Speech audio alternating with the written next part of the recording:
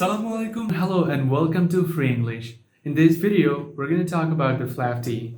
In American English, T can be pronounced in several ways based on its position within a word or a phrase. In some position, it can be pronounced as a flap T, which sound like a sharp D. Here are some examples of the words that are usually pronounced as a flap T in American English.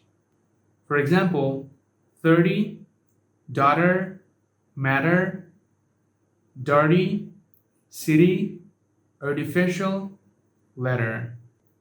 When T should be pronounced as a flap T, after a stressed vowel and before unstressed vowel. For example, water, debating.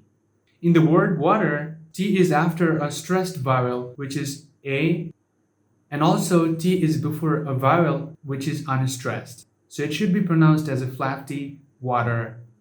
In the word debating, T is after a stressed vowel, which is A, and also T is before a vowel, which is unstressed. So it should be pronounced as a flap T.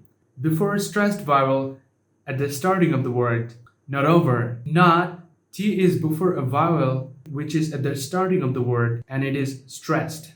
So it should be pronounced as a flap T, not over. After R, 30, artificial. In the word 30, T is after the sound R, so it should be pronounced as a flap T, 30.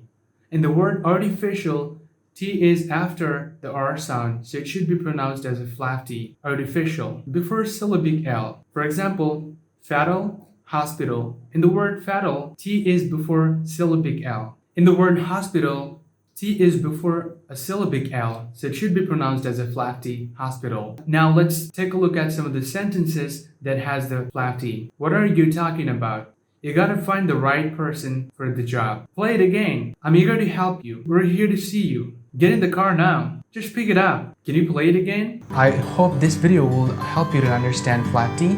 I'll see you in the next one.